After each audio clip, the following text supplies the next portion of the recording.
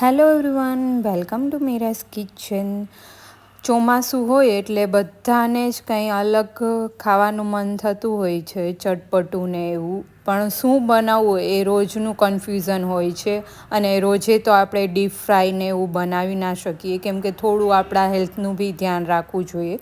તો આ perfect recipe છે જે એકદમ હેલ્ધી બી છે, ઇવન તમને ચટપટી અને બહુ જ ફાઇન બનશે. તમે આ રીતના વાટીદારના ખમણ બનાવશો ને તો બહુ ફાઇન સોફ્ટ બનશે, એકદમ જાળીવાળા. તો આવી જ ન્યૂ રેસીપી માટે હજી સુધી મારી ચેનલને તમે સબસ્ક્રાઈબ ના કરી હોય તો જલ્દીથી સબસ્ક્રાઈબ કરી લેજો.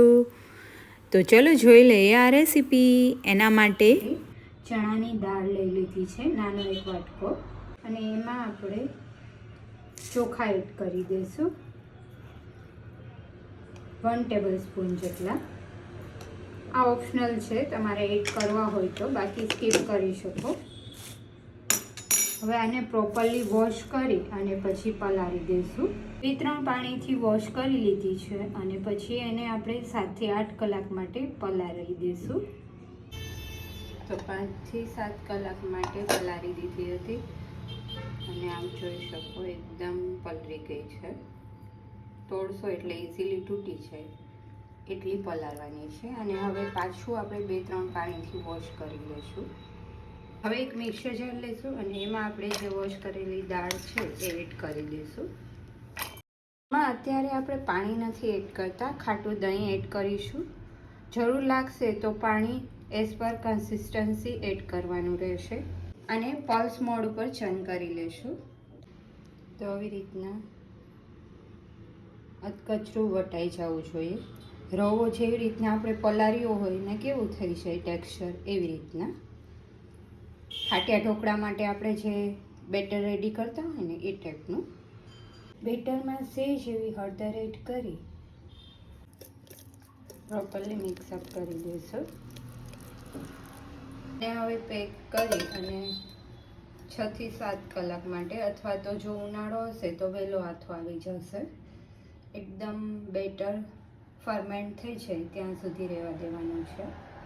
એકદમ ફાઇન આથો આવી ગયો છે, આપ જોઈ શકો છો.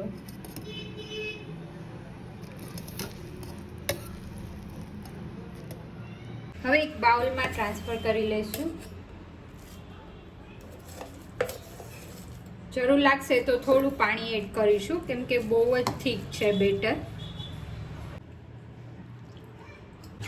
તો આવી રીતના પોરિંગ કન્સિસ્ટન્સીમાં રેડી છે બેટર. સોલ્ટ એડ કરી દઈશું એઝ પર ધ ટેસ્ટ.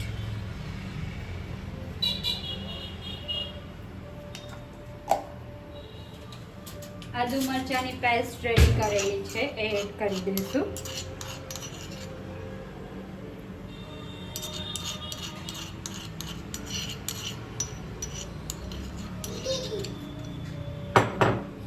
અને પ્રોપરલી બધું મિક્સઅપ કરી દઈશું. પહેલાં તો સોલ્ટ પ્રોપરલી મિક્સ થઈ જાય એ માટે.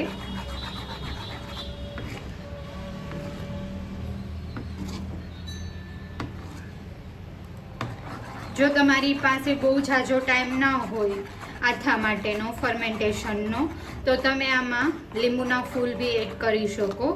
થોડી વાર માટે બેટરને રહેવા દો અને પછી લીંબુના ફૂલ એડ કરી અને ડાયરેક્ટલી બનાવી શકો. પણ અત્યારે હું લીંબુના ફૂલ એડ નથી કરવાની, એટલા માટે મારી પાસે ટાઈમ હતો તો મેં ફૂલ ફર્મેન્ટેશન થવા દીધું. હવે સાજીના ફૂલ અથવા તો તમે ઈનો લઈ શકો, બેમાંથી એક સાઈડ આપણે સ્ટીમ થવા માટે રાખી દેવાનું છે, જેથી કરીને ગરમ થઈ જાય. ગરમ થઈ જાય પછી જ આપણે એમાં ફ્રૂટ સોલ્ટ એડ કરીશું.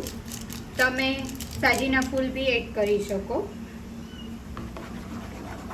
અને ફ્રૂટ સોલ્ટ એડ કર્યા બાદ પ્રોપરલી આવી રીતના ફેટવાનું છે અને એકદમ ફ્લફી થઈ જશે બેટર.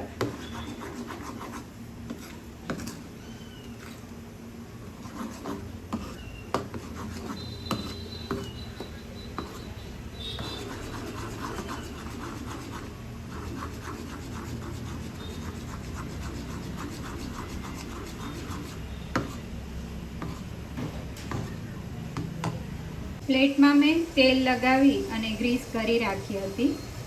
આપણે બેટર એડ કરી દઈશું. અત્યારે જ આપ જોઈ શકો છો એકદમ જાળીદાર બેટર થયું છે. લીંબુના ફૂલ એડ નથી કર્યા તો બી. અને સ્ટીમ થવા માટે રાખી દઈશું લીડ ક્લોઝ કરીને. વચ્ચે ચેક કરી લેવાનું, એકદમ વચ્ચે આવી રીતના ટૂથપીક અથવા તો ચાકાથી ક્લીન આવે એટલે આ પરફેક્ટ કૂક થઈ ગયા હોય, સ્ટીમ થઈ ગયા હોય. અંદાજે તમને 15 થી 20 મિનિટ જેવું લાગશે. થોડું એવું રૂમ ટેમ્પરેચર પર આવે પછી આપણે કટ કરી લેશું.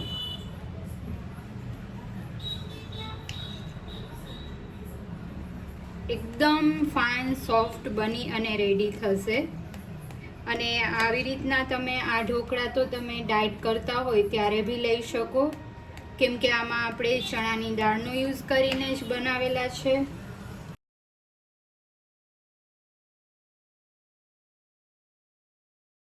પહેલા સાઈડમાંથી 2-3 આપણે રિમૂવ કરી દઈશું, જેથી કરીને આખી લાઈન પછી રિમૂવ ઇઝીલી થઈ જાય. અને આપ જોઈ શકો જારી એકદમ ફાઇન સોફ્ટ બન્યા છે અને જારી બી બહુ જ પડી છે ઢોકળામાં. એક પેન લઈ લઈશું અને વઘારિયામાં આપણે તેલ એડ કરી દઈશું 1 ટેબલસ્પૂન જેટલું, અથવા તો જેટલી ક્વોન્ટિટીમાં તમે ઢોકળા બનાવ્યા હોય એ રીતના. તેલ ગરમ થાય એટલે એમાં આપણે રાઈ એડ કરી દઈશું 1 ટીસ્પૂન જેટલી. હિંગ એડ કરી દઈશું, પિંચ ઓફ તીખા મરચાં કટ કરેલા અને લીમડાના પાન એડ કરી દઈશું. અને આ જે વઘાર રેડી કર્યો છે એ આવી રીતના ઉપર જ એડ કરી દઈશું, કેમ કે જે ખમણ છે એકદમ સોફ્ટ હોય એટલા માટે. જો તમે પેનમાં એને વઘારો છો તો એકદમ સ્ક્વેર પીસીસમાં નહીં રહે, થોડા તૂટી જશે.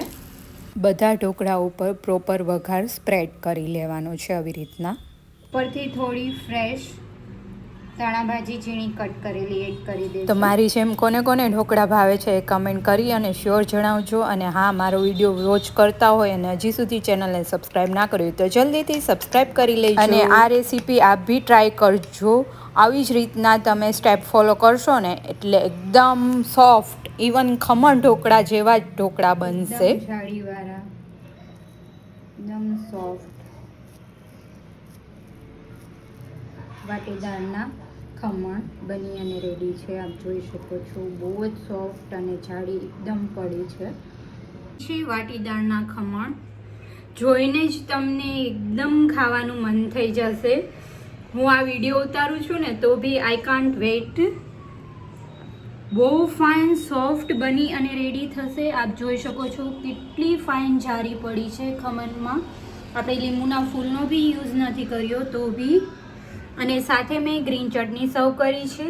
આ ગ્રીન ચટણી ધાણા ભાજી, મરચું, આદુ, લસણ, ફુદીનો અને બાઇન્ડિંગ માટે તમે ખમણ યુઝ કરી શકો. ખમણ ના યુઝ કરવા હોય, જે આ વાટીદારના આપણે બનાવ્યા છે એનો જે સાઈડનો પાર્ટ હોય ને એ તમે આ ચટણીમાં યુઝ કરી શકો. અને એ ના યુઝ કરવો હોય તો દાળિયા અથવા તો સિંગના દાણા તમે લઈ શકો. બહુ જ ફાઇન ટેસ્ટી બની અને રેડી થશે. તમે આવેથી ક્યારેય ટ્રાય ના કર્યા હોય તો એકવાર શ્યોર ટ્રાય કરજો. અને આવી જ ન્યૂ રેસીપી માટે મારી ચેનલને હજી સુધી સબસ્ક્રાઈબ ના કરી હોય તો જલ્દીથી સબસ્ક્રાઈબ કરી લેજો. તો ફરી મળીએ ન્યૂ રેસીપી સાથે. જય શ્રી કૃષ્ણ.